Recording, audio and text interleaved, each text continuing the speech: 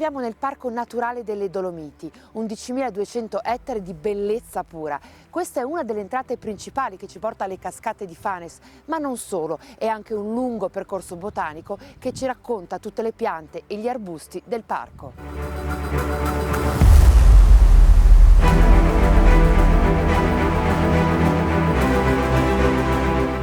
Guardate quest'albero, è un abete rosso e queste cavità le ha fatte il picchio nero che caratterizza questo parco, perché sente i tarli che ci sono all'interno dell'albero di cui si ciba e quindi fa tutti questi buchi.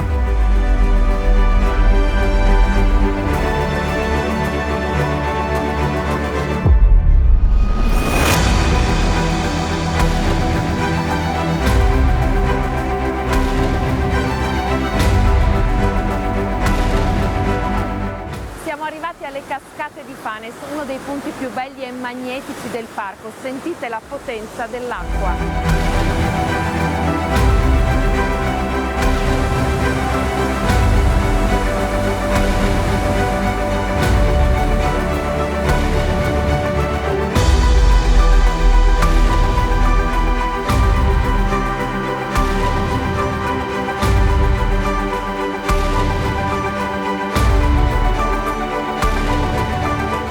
Sentiero che segue il percorso delle cascate permette al visitatore di godere di uno spettacolo davvero unico.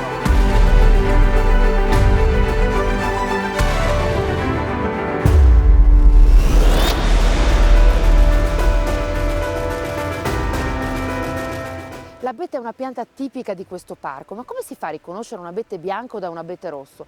Beh, a un occhio esperto basta guardare il tronco, ma per tutti noi, guardate qui, come cambia il colore nella parte inferiore, non solo la disposizione degli aghi ma anche questo colore, l'abete bianco è molto più chiaro.